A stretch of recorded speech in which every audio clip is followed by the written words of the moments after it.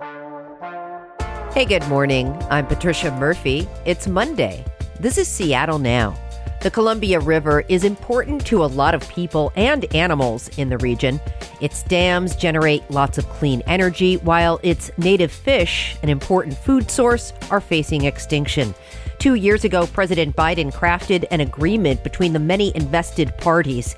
And last week, President Trump canceled it. We'll learn more about what it all means with Lynda Mapes from the Seattle Times in a minute. But first, let's get you caught up.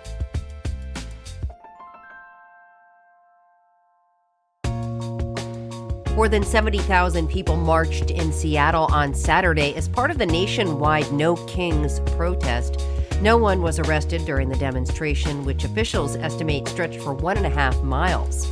There were smaller demonstrations on the University of Washington campus and in other cities around the state. Providence has announced widespread layoffs across its hospital system, including 170 job cuts in Western Washington. The regional medical center in Everett is taking the biggest hit with 115 layoffs, mostly certified nursing assistants.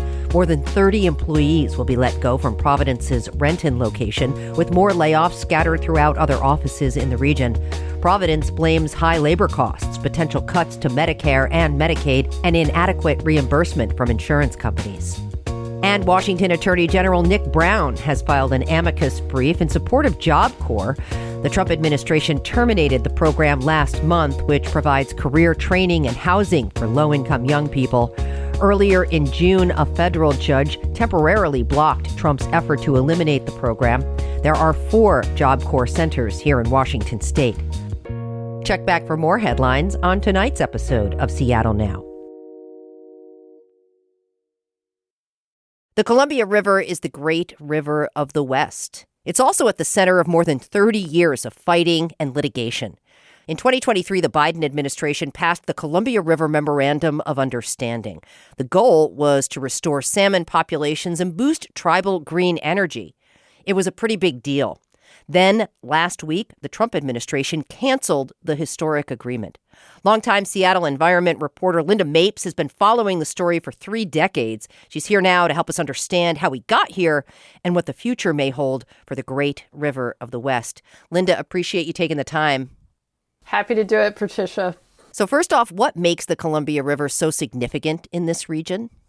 Oh, gosh. Well, the Columbia flows for 1,200 miles from Canada all the way to the sea. It drops about 2 feet per mile in that long, long run, which means it has an enormous amount of energy, which humans began to take advantage of beginning in about 1900 with a really big dam building blitz that started in the 1930s, marching forward all the way to the 1970s with completion of the Lower Snake River dams, which puts us smack in the middle, Patricia, of the current controversy.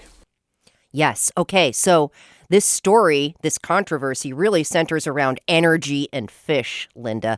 Why are these two things at odds? What's the story here? So salmon and steelhead are cold water fish, and they're also creatures of the current. These are animals that in nature for thousands of years co-evolved with fast, swift, cold water. So we created hundreds of miles of slack water reservoirs impounded by dams to run it through turbines to make electric power.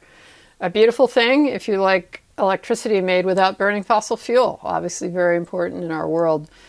A terrible thing if you're a cold water fish that needs fast water. So little baby fish used to sluice out to the sea to begin their long journeys in the great pastures of the sea where they gained all their body size, Patricia, over 4 years, 6 years, and they come booming back to the very place where they were born as adults, and in both directions, whether they're going downriver as a little fish or coming back upriver as a big fish.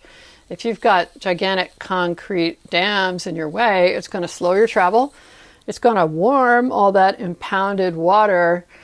It's going to fill that water with species that actually are much better suited to ponds and lakes, which is what we've got today. They're far more shad, far more walleye, which eat salmon, all kinds of invasive animals in those reservoirs than there are native salmon and steelhead. We've become a destination, Patricia, for walleye fishing, whereas our native fishers, Indian tribal fishers that have lived with salmon here for more than 12,000 years, they're pulling empty nets. So we have a conflict between a very beautiful source of clean energy, that's hydropower, And what that's done with the overdevelopment of the Columbia Basin to the native cultures and the native fish and the wildlife and all the other animals of this place that rely on salmon. That's about 115 species, including killer whales, orcas. Okay, that's the stage. And as we mentioned at the top, the goal of this agreement was to restore native salmon runs and boost tribal energy. Let's talk about how we got here and what the terms of the agreement were. It is the longest unresolved environmental fight in the courts in the Pacific Northwest, bigger, badder than the spotted owl. This thing has defeated multiple presidents, multiple congressional leaders, many, many governors, plenty of tribal chiefs. It just has been stuck. I remember, Patricia, first coming out here in 1992. I was a baby reporter working at the Spokesman Review, and one of my very first assignments was to cover a federal court decision that called for, get this, a complete overhaul on the Columbia River to save the salmon. I thought, wow, hot dig. This is going to be exciting. We're going to watch a big blow up here. You know what happened? Nothing. Very little has changed decade after decade because the status quo is so dug in and so powerful. And that's where this agreement was supposed to make a difference. Who's fighting here, Lynda? Who's fighting over this? So the fight here really is between barge operators that are shipping grain and other products up and down the river in lucks, utilities, and these are public utilities, by the way, creating public power at a really nice, affordable rate.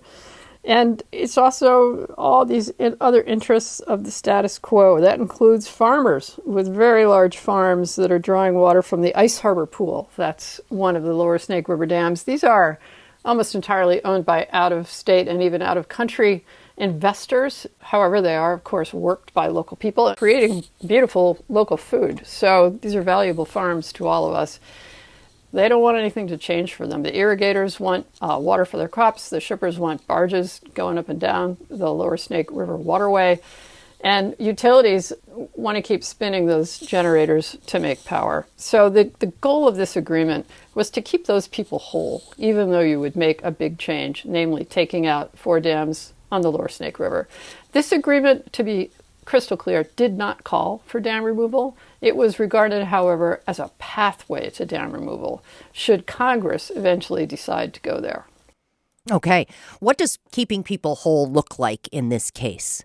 What it meant was spending about $1 billion, that's a B, $1 billion, to, number one, bring tribal governments into the energy development space to create alternative sources of hydropower, to take some pressure off this river, to be able to turn off the lower Snake River dams and replace the power with alternative sources, solar, wind, etc. That was one of the things that this agreement was going to do. Another thing it was going to do was look at alternative infrastructure for moving products to market down to Portland. The alternative always has been and still is trucks and rail. So there was going to be a lot of money put into figuring out how to rebuild abandoned rail lines and beef up alternatives to shipping on the lower Snake portion of the river. So that was number two. In addition, there was going to be an enormous investment and a critical investment in rebuilding fish runs because these fish are in deep trouble.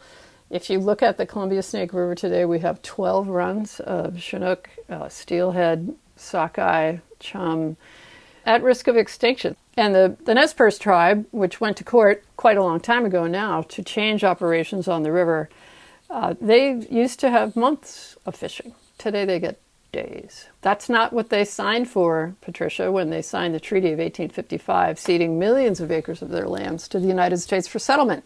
So that's a contract, and it's as real as the mortgage on your house.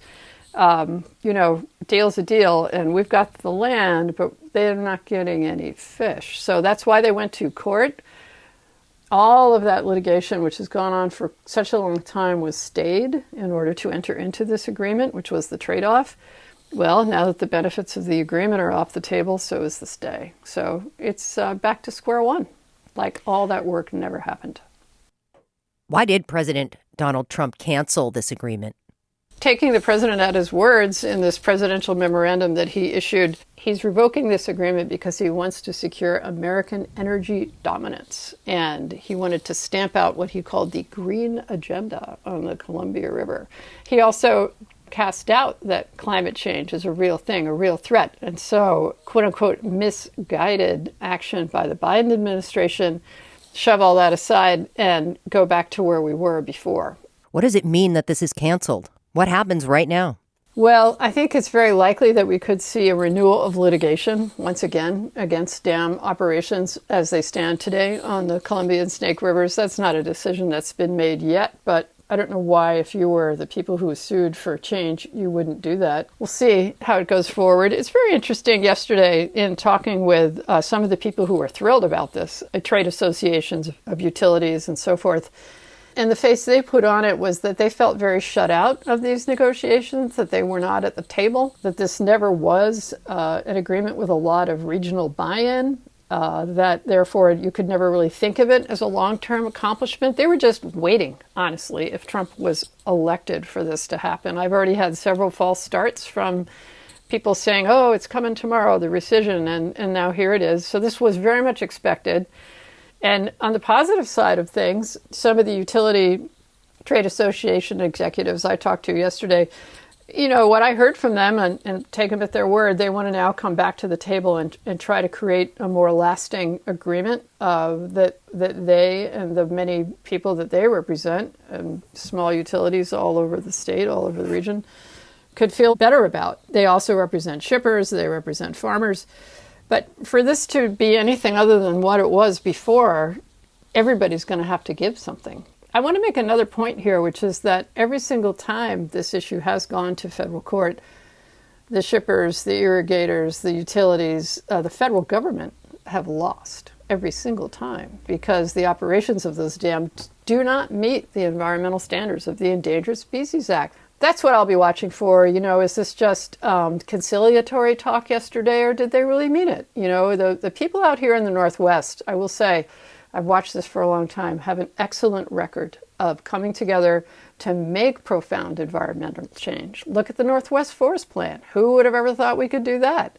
We set aside 24 million acres of old forest from logging on federal lands in 1994, a multi-species conservation plan that no other government anywhere has ever been able to accomplish. So some of the people who did that are actually still around, and the tribes have been leading diplomacy in this region for thousands of years. So I remain hopeful that this can still get done because, after all, it really must. It's not illegal to just kill salmon to make kilowatts.